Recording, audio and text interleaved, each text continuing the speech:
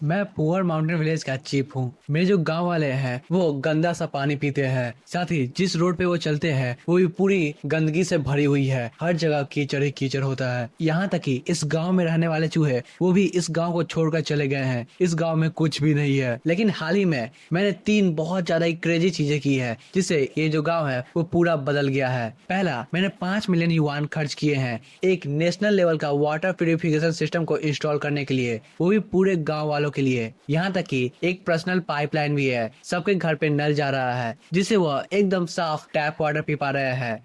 उस नल का जो पानी है वो बोतल के पानी से भी ज्यादा मीठा है। दूसरा, मैंने 50 मिलियन युआन यूज किए हैं एक क्वांटम एग्रीकल्चर पार्क को बिल्ड करने के लिए। वहाँ पे जो पेट्रोलिंग होती है वो ड्रोन के द्वारा किया जाता है, एकदम हाईटेक टेक्नोलॉजी। हम लोग वहाँ पे फल को उगाते हैं और एक लग्जरी गुड की तरह सेल करते हैं महंगे दामों पर। फिर मैंने 1 बिलियन से भी ज्यादा पैसा जो मेरे अकाउंट में था उसे खर्च कर दिया और एक बहुत बड़ा चेक को साइन किया। मैंने बनाया एग्रीकल्चर कैरियर पूरे गाँव वालों के लिए, जहाँ पे हजारों की संख्या में जो क्रूज है वो हमारे गांव में आएंगे और जितने भी सामान है उसे ले जाएंगे। ये एकदम बहुत बढ़िया बात है। हमारा जो गांव है वो पूरा विकसित हो चुका है। जितने भी गांव वाले हैं वो मुझे डैड कह के पुकारते हैं। उनकी आंखों में अब आंसू आ चुके हैं। लेकिन मेरा जो रूलर सिस्टम है वो मुझे कह रहा है और भी ज्यादा पैसे बर्बाद करने के लिए। जितने भी पैसे मैं इस गाँव वालों पे बर्बाद करूंगा उससे 100 गुना अमाउंट में पैसे मेरे अकाउंट में आ जाएंगे एक फेम स्कोर के तौर पे। लेकिन अचानक ही जो मेयर होता है हमारे गाँव का वो दरवाजे को तोड़ते हुए मेरे ऑफिस में एंटर करता है। वो कहता है, जाओमिंग, तुम एक गरीब विलेज चीफ हो, तुम्हारे पास इतने पैसे कहाँ से आ गए? मुझे बताओ। जो सरकार है वो तुम पे शक कर रही है कि तुमने फंड की हेरा फेरी की है और बहुत ज्यादा पैसा करप्शन से लिया है। हमारे साथ चलो। लेकिन मैंने थोड़ी भी देर नहीं की। मैंने अपना फोन निकाला, अपना गूगल पे खोला और उसे दिखा दिया। मेरा जो बैंक बैलेंस था उसे देखकर उसकी जो आंखें थी वो पूरी फट गई। मैंने स्माइल किया और कहा, मैं तो बस अपने ही पैसे बर्बाद कर रहा हूँ, पानी को सप्लाई करने के लिए, रोड को बनाने के लिए, यहाँ तक कि कैरियर को बनाने के लिए भी। जितने भी चीज मैंने गांव वालों के लिए किए वो सब मेरे पैसों से हुआ है। क्या तुम्हें इससे प्रॉब्लम है? मुझे बताओ। मेयर ने मेरे फोन की ओर देखा और वो पूरी तरीके से चौंक गया। उसने आज तक किसी के भी अकाउंट में 10 डिजिट का बैलेंस नहीं देखा था। मेरे बैलेंस को देखकर वो अपने आप ही घुटनों पे आ गया। तो चलिए इस कहानी को शुरू करते हैं। इन सबसे पहले जो होप विलेज था वो एक ऐसी जगह है जहाँ पे कुत्ते भी रहने का न सोचे, लेकिन वहाँ पे इंसान रहा करते थे। एक पहाड़ी इलाका जो कि पूरी तरीके से वीरान हो, जहाँ पे न खेती की जा सकती है और न ही पानी आया जा सकता है। पहाड़ पे पहले से पानी की कमी थी। इस कारण जो गांव वाले थे वो गंदे पानी को पीते थे। यहाँ तक कि इन्वायरमेंटल पॉल्यूशन का भी असर पानी पे होता है। गंदा पानी जब पॉल्यूशन से मिल जाता है तो उसमें बहुत ज्यादा ही बदबू आती है। मैंने एक बार उस पानी को पी लिया था और 3 दिन के अंदर अंदर मुझे हॉस्पिटलाइज कर दिया गया। बाद में मुझे पता चला मुझे स्टोमक इन्फेक्शन हो गया था। लेकिन ये जो गाँव वाले हैं वो लगभग आधी जिंदगी यही पानी पीते रहे। उनका चेहरा पीला हो चुका है, उनके अंदर भी काफी बीमारी होगी, उनका दांत, हर एक चीज लगभग पीला हो चुका है। हमारे गांव में बस एक ही इंडस्ट्री है, वो भी खंडर पड़ी हुई है। हर जगह से छल टपक रहा है और उसे तुम लोग एक वर्कशॉप भी कह सकते हो। हालांकि उस इंडस्ट्री से बनी हुई जो शराब है वो काफी अच्छी होती है। उसमें पूर्वजों का जो मेमोरीज है वो भी होता है। ये जो लिकर शॉप है वो लगभग 100 साल पुरानी है और इसे देखकर तुम बता सकते हो कि सही में ये काफी पुराना है। हालांकि यहाँ का जो बना हुआ लिकर होता है उसमें काफी रिचनेस है। अगर तुम इसे बेचना चाहो तो काफी महंगे में बेच सकते हो। लेकिन आज जो टाउन के मेयर है वैंग डेफू, उन्होंने अपने नीचे काम करने वाले बंदे को भेजा है जिसका नाम है मालियू। उसके हाथों में बहुत ज्यादा पेपर होता है। वो चाहता है कि वो जो लीकर का शॉप है वो उससे मिल जाए, बस 30,000 रुपए में। एमसी दरवाजे पे खड़ा होता है। वो कहता है 30,000। मैं वहीं पे खड़ा होकर उसकी बातों को सुन रहा था। जो मालियू है वो अपने लेग को क्रॉस करता है और चेयर पे काफी रिलैक्स तरीके से बैठा होता है। उसकी नजरें मेरे पर ही होती है। वो पेपर को ऐसे हिला रहा होता है जैसे कि उसके लिए वो कुछ हो ही ना, एक पीस ऑफ ड्रेस। वो कहता है, चीफ जाओ, मैं अब काफी परेशान हो चुका हूँ, जल्दी से आप मुझे सीधा जवाब दीजिए, क्या आप इस पेपर को साइन कीजिएगा या नहीं? मेयर बैंक का जो पेशेंस है वो काफी लिमिटेड है। आप पे तो वो काफी दया दिखा रहे हैं। मैंने उसकी ओर देखा लेकिन कुछ कहा नहीं। इसलिए नहीं कि मैं उससे डर चुका हूँ, क्योंकि मेरे अंदर इंस्पिरेशन का बर्स्ट हो रहा था। इसी कारण मैं रुक गया। उसी समय जो सिस्टम है वो अपीयर होता है, रूलर सिस्टम एक्टिवेटेड। गाइज, अगर आप क्रिकेट फॉलो करते हो तो मेरे पास आपके लिए एक ग्रेट न्यूज है। इंडियन प्रीमियर लीग 2026 स्टार्ट हो गया है। मैं सारे मैचेस को इस ऐप के थ्रू फॉलो करूंगा। इसमें सब कुछ एक ही जगह मिलता है, latest match schedule, live matches का कवरेज और अपनी स्पोर्ट नॉलेज से अर्न करने का मौका। और आईपीएल के स्टार्ट के लिए इस टीम ने कुछ अमेजिंग गिफ्ट्स प्रिपेयर किए हैं। पूरे टूर्नामेंट के दौरान कैश प्राइजेस और एप्पल टेक के गिवेज होंगे। एक परफेक्ट चांस अपने फ़ोन को अपग्रेड करने का। और यही नहीं, आईपीएल के दौरान सभी नए प्लेयर्स को उनके पहले 4 डिपॉजिट पर बोनस मिलेगा। पहली बार ऐसा हो रहा है। और अभी आप मैक्सिमम 70,000 रुपीज तक बोनस ले सकते हो। प्रोमो कोड है ओटाको 400 के साथ। कमेंट में दिए गए लिंक को फॉलो करो, वेबसाइट पर अपडेट चेक करते रहो और अपना गेमिंग बैंक अभी से रेडी करो। होस्ट को डिटेक्ट कर लिया गया है। Chief of hope village binding successful हो चुकी है। Chief congratulations. इसका जो कोर रूल है वो है आप जितने भी पैसे बर्बाद करेंगे इस गांव वालों पर, उसका 100 गुना आपके अकाउंट में चला जाएगा अपने आप फेम स्कोर के तौर पे। अभी ये तौर पे आपका जो फेम स्कोर है वो है 100। जितने भी गाँव वाले हैं वो आपको एकदम यूजलेस समझते हैं, आप कुछ भी नहीं कर सकते हैं, लेकिन कम से कम आपके पास हंड्रेड्स ऑफ मिलियन है। इससे आप काफी काम कर सकते हैं अगर आप चाहे तो। एम से अपने फोन की ओर देख रहा होता है। वो सोचता है ओह तो ये सब मुझे यूजलेस समझते हैं, लेकिन मैं इनके गांव का सरपंच हूँ। सिस्टम तुम्हें ये सब नहीं कहना चाहिए, ये थोड़ा भी पोलाइट नहीं है, लेकिन जो नियम है वो मुझे समझ में आ चुका है। मुझे जितना हो सके उतना पैसे बर्बाद करने हैं और उससे मुझे फेम को खरीदना है। मैं उस फेम को यूज कर सकता हूँ पैसों के तौर पे। ये तो काफी बढ़िया बात है, लेकिन जो प्रॉब्लम की बात है वो है मेरे पास पैसे कहाँ से आएंगे। मैंने पॉकेट से कुछ सिक्के निकाले और वो सब मिला के पूरे 3 कॉइन्स होते हैं और इस सिक्के पे कमल का छाप है। मोदी जी। मेरे पैसों का देखकर जो सिस्टम था वो भी साइलेंट हो गया कुछ देर के लिए। दूसरी तरफ से जो मालियू है वो भी मुझे देख रहा था। मैं एकदम शांत था। उसे लग रहा था कि मैं डर चुका हूँ उसकी बातों को सुनकर। कितना बेवकूफ इंसान है। इस कारण वो बेसब्री से अपने पैर को हिलाना स्टार्ट कर दिया, जैसे कि अब उसके पास ज्यादा टाइम न बचा हो। फिर वह कहता है चीप जाओ, आप बहुत ज्यादा समय को बर्बाद कर रहे हैं, जल्दी से आप अपना आंसर मुझे बता दीजिए। मैं अब इससे ज्यादा वेट नहीं करने वाला हूँ। मैं आपको पेन देता हूँ और आपको जल्दी से कॉन्ट्रैक्ट को साइन कर देना चाहिए। मेरा जो समय है वो काफी वैल्यूएबल है। मैंने स्माइल किया, उसके पेपर को लिया और दोनों हाथों से उस पेपर को फाड़ दिया। मालियू चौंकते हुए मुझे देख रहा होता है, लेकिन मेरा जो चेहरा है वो एकदम काम था। मैंने कोई भी एक्सप्रेशन नहीं दिखाया। उसके बाद मैंने उस पेपर को 4 भागों में बांट दिया, फिर मोड़ा और डस्टबिन की ओर फेंक दिया। मालियू गुस्से से खड़ा होता है। वो कहता है तुम्हारी इतनी हिम्मत कैसे हुई? तुम कर क्या रहे हो? तुम्हें पता भी है जाओ मिंग, तुम कुछ ज्यादा ही आगे बढ़ रहे हो। मैंने उसकी आंखों में देखा और कहा दफा हो जाओ। मालियू मेरी बातों को सुनकर काफी गुस्से में आ जाता है। वो कहता है तुम्हारी इतनी हिम्मत कैसे हुई? तुम मुझे ऑर्डर दे रहे हो, विश्वास करो या ना करो, मैं इस बात को मेयर वैंग को बताने वाला हूँ। तुम्हारी जो लाइफ है वो पूरी तरह से बर्बाद होने वाली है। तुम्हें जो राशन का खाना मिलता है वो भी खत्म हो जाएगा कल से। तुम बस कल का इंतजार करो। मालियू इतना ज्यादा गुस्सा हो गया था कि उसका जो चेहरा था वो काफी लाल हो गया। उसके गर्दन पे नीले नस दिखने लगी। मैंने उसे पूरा इग्नोर किया और अपने पॉकेट से मेरा पुराना स्मार्टफोन निकाला। मेरे स्मार्टफोन का जो स्क्रीन था वो टूट गया था और मैंने टेप से उसे चिपका रखा था। फिर मैंने एक नंबर को डायल किया। हेलो, क्या ये टाउन प्रोक्यूरमेंट ऑफिस है? दूसरी तरफ से जो आवाज आई वो काफी आलसी थी। ऐसा लग रहा था जैसे कि वो अभी सो के उठा हो। चीफ जाओ, क्या हुआ? मालियू अपने हाथों को मोड़कर मुझे देख रहा था। उसके चेहरे पे जो एक्सप्रेशन था ऐसा लग रहा है जैसे कि वो अभी अभी बिग बॉस देखने वाला हो। वो देखना चाहता था कि मैं एक गांव का सरपंच क्या कर सकता हूँ। इसी कारण वो स्माइल करता है और मेरी ओर देखे जा रहा होता है। एमसी कहता है हमारे गांव को कुछ सप्लाईज को ऑर्डर करना है। मेरा जो वॉइस था वो एकदम काम था, ठंडे पानी की तरह। फिर मैं कहता हूँ पूरे गाँव को पाइपिंग चाहिए टैप वाटर के लिए, सब कुछ इंक्लूड कर दो, हाउस होल्ड कनेक्शन और जितने भी industrial grade water purification system है वो मुझे चाहिए। समझ गए? ये सब 3 दिन के अंदर मेरे गाँव में आ जाना चाहिए। दूसरी तरफ की जो आवाज थी वो 5 सेकंड के लिए एकदम शांत हो गई। उसके बाद वो जो आदमी था वो जोर से हंसना स्टार्ट कर दिया। चीफ जाओ, क्या आप सही में अभी सो के उठे हैं? आपको कुछ समझ में आ भी रहा है या नहीं? आपको पता भी है इन सब चीजों में कितने रुपए खर्च होने वाले हैं? सिर्फ गांव में ही नहीं, अगर ये चीजें टाउन में भी रखा जाए तभी भी बहुत ज्यादा ही खर्च होने वाले हैं। मैं अगर रिपोर्ट ही बनाऊं तो कम से कम इसमें आधा साल लग जाएगा इस रिपोर्ट को अप्रूव करने में। दूसरी तरफ जो मालियू था वो भी हंसना स्टार्ट कर देता है जैसे कि वो मेरा मजाक उड़ाना चाहता हो। वो कहता है सपने देखो जाओ मिंग, तुम पक्का ही अपने दिमाग को खो बैठे हो। तुम इतने ज्यादा गरीब हो चुके हो कि तुम्हें थोड़ी भी समझ नहीं है। तुम इतने सारे पैसे को पे कैसे करने वाले हो उन आलुओं को बेचकर जो कि तुम्हारे गाँव वाले ही बेच नहीं पाते हैं। मैंने आवाज पे थोड़ा भी ध्यान नहीं दिया और बातें जारी रखी। ठीक है, आप अपना प्राइस बताइए, आप कितना चार्ज करेंगे? जितना भी आप बोलिएगा मैं अभी पे कर दूंगा। दूसरी तरफ जो आदमी होता है वो कहता है अगर सब कुछ को जोड़ ले जैसे कि मटेरियल्स, लेबर, इक्विपमेंट, इन सब को जोड़ने के बाद लगभग 1 मिलियन होगा। उससे कम में तो काम होगा ही नहीं। तुम्हें समझ में आ गया? उसके आवाज में पूरा सरकेजम झलक रहा था, जैसे कि वो देखना चाहता हो कि मैं उतने पैसों को भेज भी सकता हूँ या नहीं। लेकिन मैंने अपने आवाज को एकदम शांत रखा और कहा अपना अकाउंट नंबर भेजो। दूसरी तरफ का जो आदमी होता है वो कहता है क्या? एमसी कहता है मैंने कहा प्रोक्यूरमेंट डिपार्टमेंट कंपनी का अकाउंट नंबर मुझे भेजो अभी के अभी इसी फोन नंबर पे। वो जो आदमी था वो मुझे पागल कहता है, लेकिन तभी भी वो अपना अकाउंट नंबर मुझे भेज देता है, जैसे कि वो देखना चाहता हो ये जो बातें है वो कहाँ पे खत्म होने वाली है। मालियो मेरे फोन पे आए हुए मैसेज को देख रहा होता है, मैं भी अपने फोन की ओर देखता हूँ। हालांकि जो मालियो था वो मेरा मजाक उड़ा रहा था। वो कहता है नाटक करते रहो, क्या तुमने कभी भी 1 मिलियन रुपीज अपने सामने देखा भी है? मैंने उससे कुछ भी नहीं कहा, अपने फोन के मोबाइल बैंकिंग ऐप को खोला और अगले ही सेकंड में जो आंखें थी वो एकदम चौड़ी हो गई। मेरे स्क्रीन पे एक ब्रांड न्यू बैलेंस अपीयर हुआ जो मैंने अपने जीवन में कभी भी नहीं देखा था।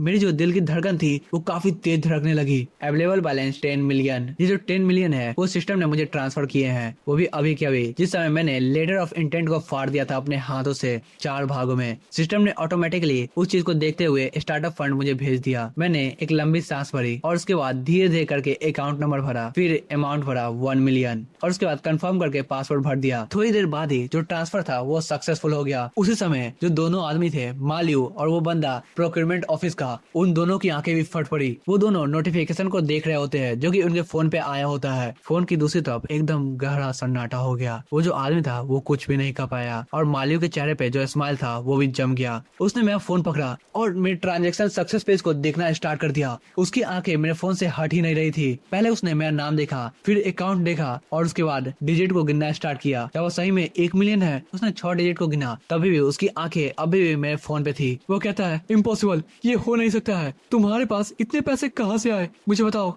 मालियो की वॉइस कांप रही थी। मैंने अपना फोन जल्दी से उसके हाथों से छीन लिया। मैं खड़ा हुआ और मालियो के पास बढ़ा। अब अपने फालतू पेपर को पकड़ो और यहाँ से दफा हो जाओ, दोबारा से मेरे ऑफिस में आने की हिम्मत मत करना। मैंने मालियो के कॉलर को पकड़ा और उसे घसीटते हुए अपने ऑफिस से बाहर ले आया। को बाहर लाता हूँ घसीटते हुए दरवाजे से काफी दूर। उसके बाद मैंने उसे धक्का दिया, फिर जोर से अपने ऑफिस के दरवाजे को बंद कर लिया। जैसे ही मैंने दरवाजे को बंद किया था वैसे ही सिस्टम का वॉइस दोबारा से मेरे कानों में आना स्टार्ट हो गया। Host detected. जो होप विलेज का लिवलीहुड प्रोजेक्ट है उसे डिटेक्ट कर लिया गया है। पूरे 1 लाख युआन खर्च हुए हैं। स्टार इंडेक्स थोड़ा सा बढ़ चुका है और आपको 100x गुना रिवॉर्ड मिल रहा है। कांग्रेचुलेशन होस्ट, आप पूरे 10 मिलियन युआन जीत चुके हैं। जितने भी पैसे हैं वो आपके पर्सनल अकाउंट में भेज दिए जाएंगे थोड़ी देर में ही। प्लीज आप अपना बैलेंस चेक कर लीजिएगा। मैंने अपना मोबाइल बैंकिंग ऐप दोबारा से खोला और अपने अकाउंट को रिफ्रेश किया। जैसे ही मैंने अपने पर्सनल अकाउंट को रिफ्रेश किया, मैं अपने अकाउंट के बैलेंस को देख पा रहा था। वो जो नंबर था वो बढ़ना स्टार्ट हो गया और अचानक से ही वो पहुंच चुका है 109 मिलियन पे। वो कुर्सी को घुमाते हुए सोच रहा था 109 मिलियन। मैं अपने अकाउंट को घूरे जा रहा था। पूरी दुनिया अचानक से मुझे अनरियल लगने लगी। ऐसा लग रहा था मैं इस दुनिया में हूँ ही नहीं।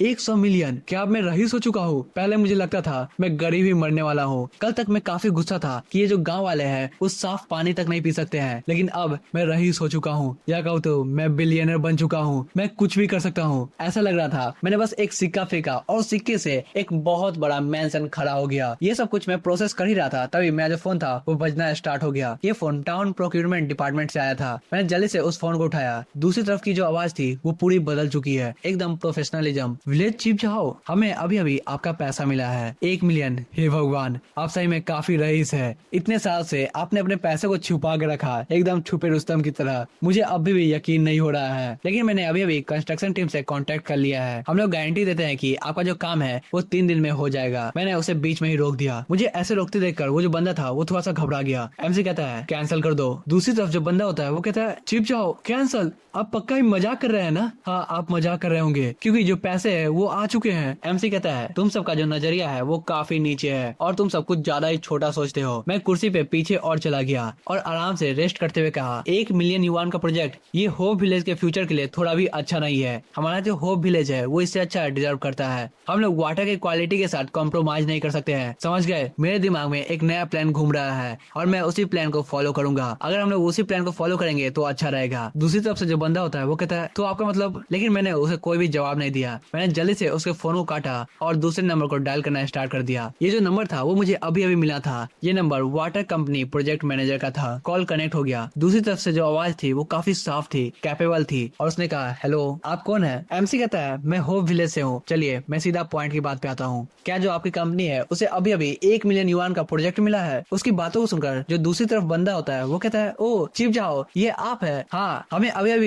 पैसा मिला है और हम लोग एक नई टीम को भेजने वाले हैं आपके विलेज की ओर। जो मैनेजर था वो काफी ज्यादा खुश लग रहा था। तभी एमसी ने कहा वो जो प्रोजेक्ट है वो कैंसिल हो चुका है। मेरी आवाज को सुनकर वो बंदा थोड़ी देर के लिए रुक गया और कहा कैंसिल? चीफ जाओ, आप ये क्या कह रहे हैं? और वहाँ चल क्या रहा है? क्या आपने पहले ही पेमेंट नहीं कर दिया था? एमसी कहता है मैं इसे अपग्रेड करना चाहता हूँ। मैंने ये नहीं कहा कि मैं पूरे प्लान को कैंसिल कर रहा हूँ और हमारे गाँव को वाटर प्यूरिफिकेशन सिस्टम नहीं चाहिए। मैंने उसे रिएक्ट करने का मौका भी नहीं दिया और कहा जो विलेज है उसका पूरा का पूरा ड्रिंकिंग वाटर सिस्टम को बदलना है। एक नेशनल लेवल प्यूरिफिकेशन स्टैंडर्ड चाहिए मुझे, डिस्ट्रिक्ट लेवल का नहीं, समझ गए? और साथ ही एक इंटेलिजेंट वाटर रिसाइकलिंग सिस्टम को इंस्टॉल करो जिससे हमारे गांव में जितना भी पानी वेस्ट होता है उसे हम लोग रिसाइकल कर सके और दोबारा से रीयूज कर सके। इसका बजट है 5 मिलियन और इसका डेडलाइन है 24 घंटे। वो बंदा चौंक गया, थोड़ी देर तक सन्नाटा रहा फोन पे और कहा 5 मिलियन, वो भी एक छोटे से गाँव के लिए? इतना कहने के बाद वो 10 सेकंड तक रुका रहा जैसे कि दिमाग में कुछ सोच रहा हो। आखिर में जो मैनेजर था वो बोल ही दिया। उसकी टोन थोड़ी सी बदल गई थी। वो कहता है क्या तुम मुझसे झगड़ा करना चाहते हो? ये कैसी बातें कर रहे हैं आप चीफ जाओ? 5 मिलियन बहुत बड़ी रकम होती है और 24 घंटे, अगर हम लोग पैसे की बात भी ना करें तब भी ये बहुत ज्यादा ही कम समय है। मुझे पूरा का पूरा प्रोविंस का जो रिसोर्स है और जितने भी लोग मेरे अंडर काम करते हैं उन सभी को आपके गांव में भेजना होगा। मेरा जितना भी दूसरा प्रोजेक्ट है वो सब बंद हो जाएगा, लेकिन तब भी मैं इस काम को 24 घंटे में नहीं कर सकता हूँ। ये काफी कम समय है। एमसी कहता है मैं तुम्हें अभी के अभी 2 मिलियन युआन डिपॉजिट करता हूँ। मेरी वॉइस काफी काम थी। अगर तुम ये काम कर सकते हो तो तुम्हें यह जॉब मिलेगा, नहीं तो मैं किसी और को दे दूंगा। जल्दी से मुझे अपना अकाउंट नंबर दो। जो मैनेजर था वो काफी घबरा गया था, उसका एटीट्यूड खत्म हो गया था। उसने अपने इंस्टिंक्ट से अपना अकाउंट नंबर मुझे दे दिया। मैंने अपना मोबाइल बैंकिंग ऐप खोला और अपने बैलेंस की ओर देख रहा था, पूरे 100 मिलियन से ज्यादा। मुझे तो बहुत ज्यादा ही खुशी हो रही है। मैं लगभग हंसने ही वाला था, लेकिन मैंने उसका अकाउंट नंबर डायल किया और सीधा ही पैसे भेज दिए उस पे। 2 मिलियन चले गए, ट्रांसफर सक्सेसफुल। उसी समय जो दूसरी तरफ का जो बंदा था वो खुशी के मारे पागल हो गया। वो जोरों से चिल्लाया फोन पे। वो कहता है हाँ ये आ गए, 2 मिलियन एक बार में ही डिपॉजिट हो गए, इतनी जल्दी।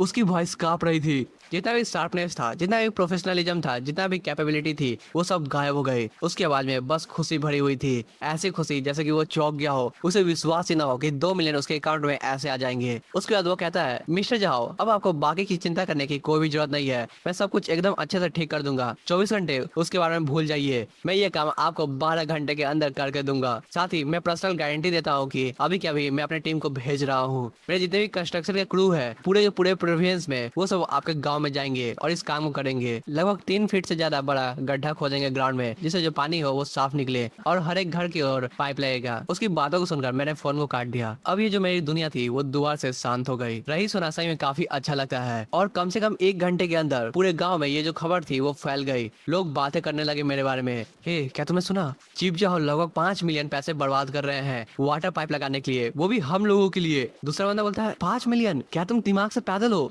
ये काफी बड़ा अमाउंट होता है। कल किसी ने नहीं कहा था कि वो 1 मिलियन युआन बर्बाद कर रहे हैं? हाँ मैंने अपने कानों से सुना था। जो जूही है उसका कजन वो बोल रहा था, टाउन में यही बात चल रही थी कि 1 मिलियन का कंस्ट्रक्शन प्रोजेक्ट मिला है हमारे गाँव की तरफ से। फिर चीफ जाओ ने कहा कि 1 मिलियन काफी सस्ता है, हमारे गाँव को एकदम बेस्ट क्वालिटी की चीजें मिलनी चाहिए। जितने भी गाँव वाले थे वो एक पेड़ के नीचे इकट्ठा हो गए। वहाँ पे काफी बड़ी भीड़ लग गई और वो जो बातें थी वो फैलना स्टार्ट हो गई। वो सब लगातार बातें करना स्टार्ट कर दिए। उनका जो चेहरा था वो एकदम सफेद पड़ा था, लेकिन उनकी आंखों में अब खुशी दिख रही थी। उसी समय कुछ ब्लैक सीडान धूल उड़ाते हुए हमारे गांव में एंटर करती है। सभी लोग की नजर उसी पे जाती है। अचानक से उस गाड़ी में ब्रेक लगता है और वो विलेज कमेटी ऑफिस के सामने रुकती है। उसमें से एक मोटा इंसान बाहर निकलता है। वो था टाउन का मेयर वैंग डाफू। उसके साथ कुछ और बंदे भी थे जिनका एक्सप्रेशन कुछ भी नहीं था। ऐसा लगता है वो लोगों को लाया हुआ है मुझसे झगड़ा करने के लिए। वो मेरे हाथों से प्रोजेक्ट को निकालना चाहता है या मुझे गिरफ्तार करना चाहता है। वो जोर से एक लात मारता है मेरे दरवाजे पे, जिससे वो जो दरवाजा है वो खुल जाता है ऑफिस का। वो गुस्से में मेरे ऑफिस में एंटर करता है। वो कहता है जाओमिंग। वैंग डाफू की आवाज काफी गुस्से में लग रही थी। वो कहता है यहाँ से दफा हो जाओ। मैं बस अपने फोन को देख रहा था कि मुझे खरीदना क्या चाहिए आगे और मैं अपने पैसे कहाँ पे बर्बाद कर सकता हूँ। मैंने अपने सर को उठाया भी नहीं जहाँ से आवाज आ रही थी। मैं अभी भी अपने फोन की ओर देख रहा हूँ। तभी जो वैंग डाफू होता है वो मेरी ओर उंगली करता है और जितने भी कमेटी के मेंबर होते हैं उनसे कहता है ये बंदा करप्शन कर रहा है। जाओमिंग ये तुम्हारे लिए बढ़िया है क्योंकि मुझे पता है तुम बहुत बड़ा करप्शन कर रहे हो। तुम पब्लिक फंड से छेड़खानी कर रहे हो, है ना? नहीं तो तुम्हारे पास इतने पैसे आएंगे कहाँ से? ये एक क्राइम है। तभी एक बंदा जिसने गॉगल्स पहना होता है वो अपने गॉगल्स को ऊपर करता है और ठंडी आवाज में कहता है कॉमरेड जाओमिंग, हमें एक टिप मिला है। सरकार को शक है कि आप बहुत बड़े अमाउंट के फंड को छेड़छाड़ी कर रहे हैं। वो एक पब्लिक मनी है और आप उसे ऐसे यूज नहीं कर सकते हैं। आपने बहुत ज्यादा ही फालतू के प्रोजेक्ट दे दिए हैं एक छोटे से गाँव के लिए। प्लीज हमारे साथ चलिए, हमें इन्वेस्टिगेशन करना है। आपके पास इतने सारे पैसे आए कहाँ से है? आपने किस फंड से छेड़खानी की है? मैं अपने फोन के साथ वहीं पे बैठा रहा। फिर मैंने अपने फोन को टेबल पे रखा और उन सभी लोगों को देखा। उन सभी की नजरों को देख के ऐसा लग रहा था कि वो सब जो भी कर रहे हैं वो एकदम सच है। उनके खेल को देख के मुझे हंसी आना स्टार्ट हो गई। मैंने कहा, क्या मैं पब्लिक फंड के साथ छेड़खानी कर रहा हूँ? तो क्या आप मुझे बताइएगा मैंने किस पब्लिक फंड के साथ छेड़खानी की है और किस पब्लिक फंड में इतने सारे पैसे होंगे? वो फंड जिसमें मुझे एड के पैसे मिलते हैं, या तुम उस पैसे की बात कर रहे हो जो कि टाउन हमें देता है, या 30,000 रुपए की बात कर रहे हो तुम? वो सब तो काफी कम है। या तुम बात कर रहे हो उन पैसों की जिससे तुम मेरी फैक्ट्री को खरीदना चाहते थे? वैंग डफू का जो चेहरा था वो एकदम पीला हो गया गुस्से के मारे। वो कहता है, बहाने बनाना बंद करो। तुम्हारे पास इतने सारे पैसे आए कहाँ से जो तुमने 5 मिलियन युआन प्रोजेक्ट में लगाया था? ये सोचना ही मत कि हमें कुछ भी पता नहीं चलेगा। तुम बस एक बच्चे हो और मेरा जो संपर्क है वो हर एक जगह पे है। तुम कुछ भी करोगे मुझे पता चल जाएगा। अगर ये पब्लिक फंड नहीं है तो मुझे बताओ ये पैसे आए कहाँ से है? एमसी कहता है, किसने कहा कि ये एक पब्लिक फंड है? मैंने अपने पैसे यहाँ पे वेस्ट किए हैं। चलो मैं तुमसे पूछता हूँ, अगर ये पब्लिक फंड नहीं है तो ये क्या टाउन का पैसा है? एमसी कहता है, क्या तुम्हारे पास 5 मिलियन है? अगर अभी के अभी तुम्हारे पास 5 मिलियन होंगे तो मैं तुम्हें डैड कहूंगा। वैंग डाफू। वैंग डाफू अपने हाथ को जोर से टेबल पे मारता है। मैंने उससे कुछ भी नहीं कहा।